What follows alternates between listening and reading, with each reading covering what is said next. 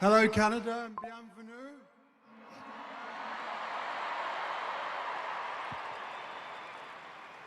So, the Toronto Games in 2017 were incredible. And I'm told that there is pretty much no rivalry between East and West Coast, especially when it comes to sport. So I have a question for you, Vancouver. Are you ready to show Toronto and the world how the games are done?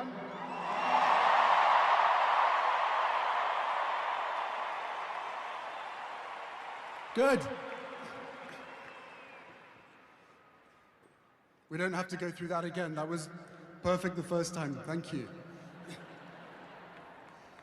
I would like to begin by honoring the First Nations who are hosting this year's games. Lil'wat, Musqueam, Squamish, and Tsleil-Waututh. Heitsap, Kukwilum.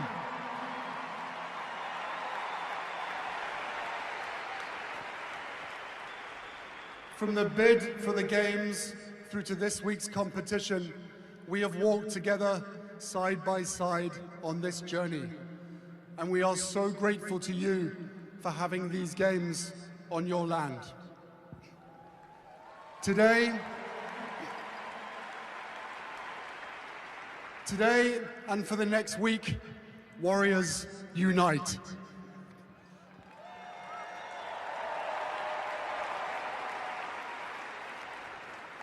In this moment of difficulty and division in many parts of the world, we gather here in Vancouver in a spirit of unity. We represent 23 nations, speak many different languages, and reflect the full breadth of the world's religions and faiths. Beyond any differences, here at the Invictus Games, we are grounded in mutual respect, competing fiercely, but believing in one another, supporting one another, and rooting for one another.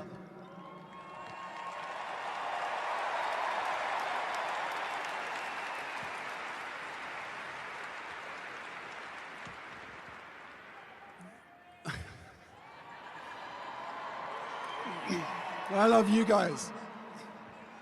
Listen, the games were born more than a decade ago from a promise that I made to myself. A promise to uphold my obligation, a sacred obligation after my own decade and privilege of military service. To do whatever I could to help my fellow brothers and sisters heal, and to champion everything that we stand for.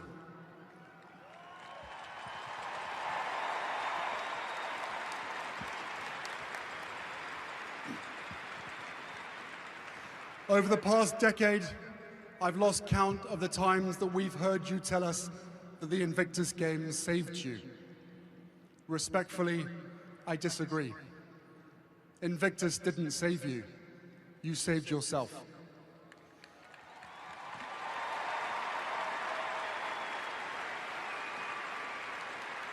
It was you who pushed through the doubt and despair.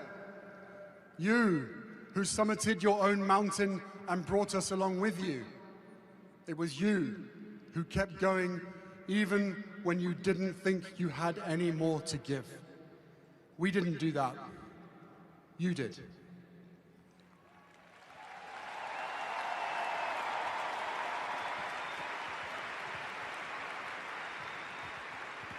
The Games simply reveal what is already within you, that scarcest and most precious of the world's resources, character. A spirit of fortitude and perseverance that can never be defeated. That is the magic of the Invictus Games.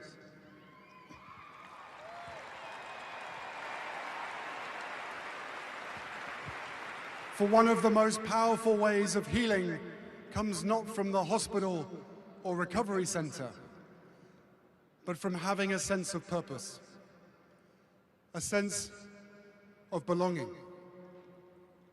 from being a part of something greater than ourselves.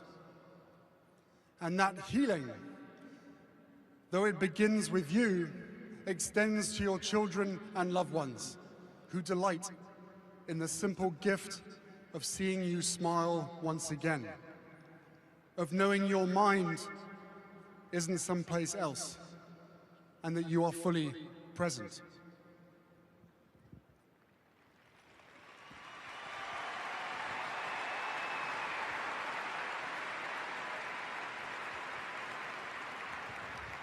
At this moment, when there is no shortage of crises, no absence of uncertainty, no lack of weak moral character in the world, the values you embody, the way you carry yourselves, not only at the Invictus Games, but each and every day.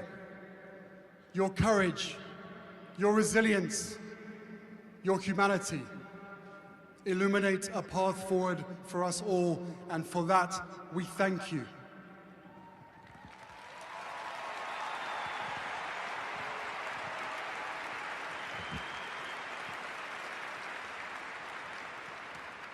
Your leadership did not end when you stepped off the battlefield or took off the uniform.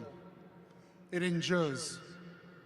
The example you set is a compass for the world.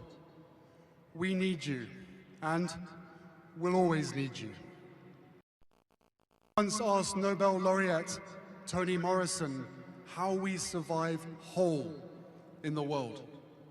And she replied, "Sometimes you don't survive whole, you just survive in part. But the grandeur of life is that attempt. It's not about that solution. It is about being as fearless as one can and behaving as beautifully as one can under completely impossible circumstances." So, as we embark on this year's competition, here is my challenge to all of you. Show the world how you behave under completely impossible circumstances. Show the world your fearlessness. Show the world the grandeur in your attempt at victory. Show the world why you are Invictus. Thank you.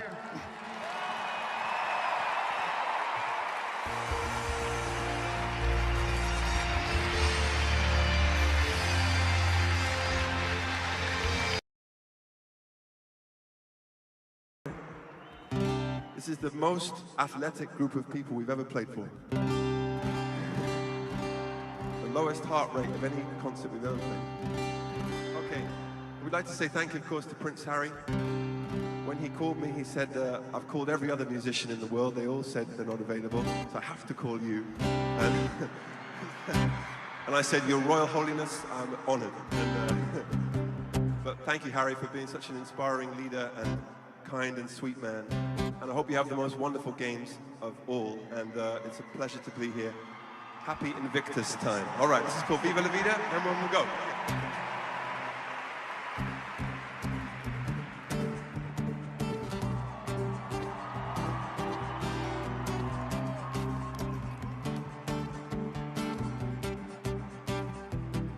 I used to rule the world, seas would rise when I gave the word. Now in the morning I sleep alone, sweep the streets I used to own.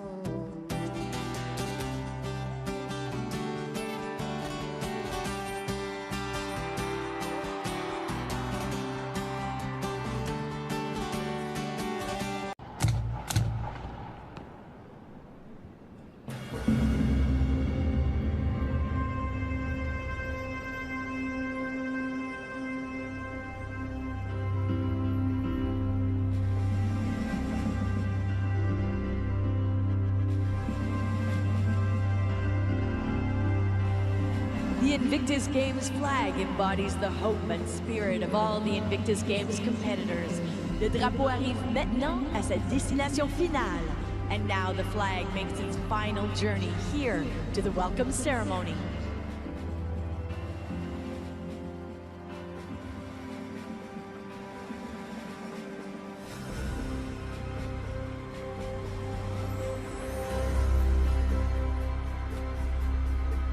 Fièrement escorté par des membres des Rangers canadiens, le drapeau des Jeux Invictus, symbole de la persévérance, est porté par des membres de l'expédition. Proudly escorted by members of the Canadian Rangers, the Invictus Games flag, a symbol of perseverance, is carried by members of the Invictus Games expedition.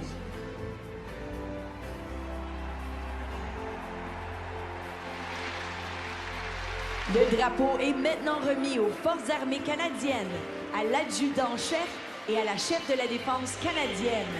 The flag is now passed to the Canadian Armed Forces, Chief Warrant Officer Bob McCann, and Canadian Chief of Defense Jenny Carignan.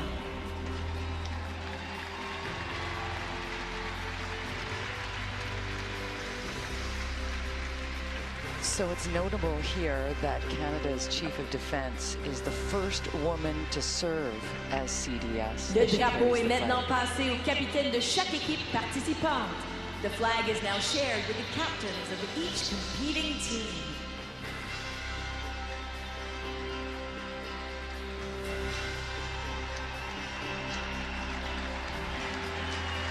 Tawani, do you want to reference the meaning of going on the expedition through the nations? For the Forest First Nations, the expedition travels through each of their communities, but also they walk those lands that our ancestors walked many, many years ago. So when you welcome people into the territory as part of the expedition, the drummers and singers also from the communities were able to share some of those songs, and the drum is, of course, the heartbeat of our nation, and it's being able to share that with everyone that was there. So the expedition was an incredible opportunity, again, to come together, bring people together, and welcome the world. And the anticipation, Jonathan, at this moment of opening the games. Jody, it's been a remarkable ceremony. It's taken us through so many emotions. Coming to this point,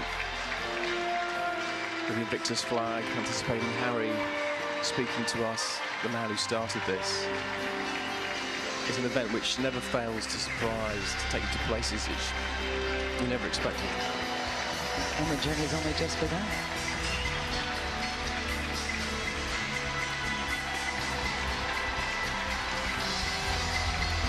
And not to mention the finale we have straight ahead. Still so much to come.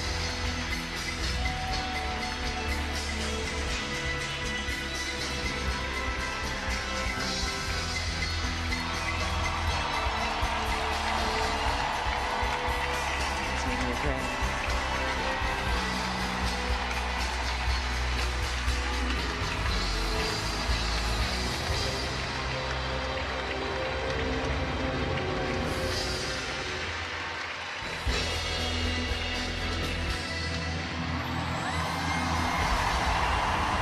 Les Jeux Invictus 2025 sont officiellement ouverts. The Invictus Games 2025 are officially open. The finale is Out of the night that covers me, black as the pit from pole to pole, I thank whatever God's made for my unconquerable soul. The fell clutch of circumstance, I have not winced though cried aloud. In the bludgeonings of chance, my head is bloody but unbowed.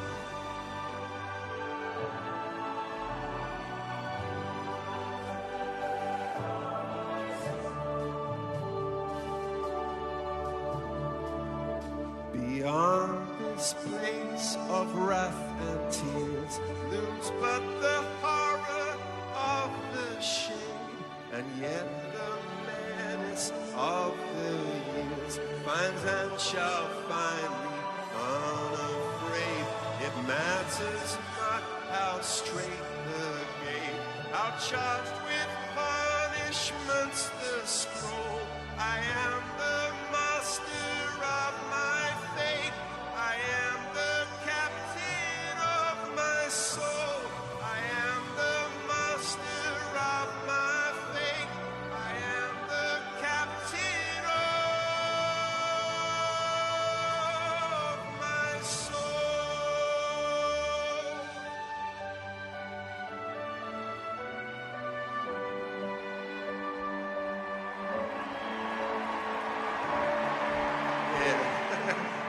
everybody.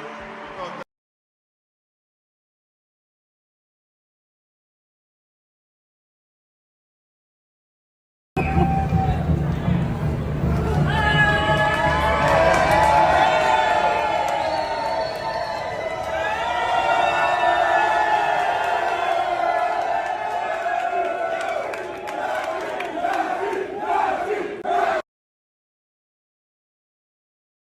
Morning, friends. Happy Saturday. 2 questions for you today. The first is, how can the Daily Mail be so wrong when it comes to describing these two? They literally do not have a clue about what's happening in Meghan and Harry's life and how much they're loved all over the world. The second question is, how much are these two still in love after everything they've been through, being around the non-working, scrounging, charity-stealing, British toxic royal family?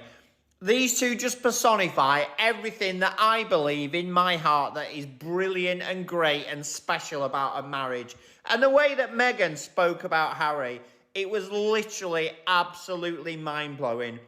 And Harry's own speech opening the Invictus Games, you can see right into his heart, and you can see that he is absolutely 100% a little chunk of Diana. Same mannerisms, same beliefs, same beautiful heart, same appetite and enthusiasm for life, same respect and appreciation for other people. What a brilliant start. Cannot wait to see Hazza going down the luge at about 10 million miles an hour. Comments are open as ever, guys. Let me know what you think.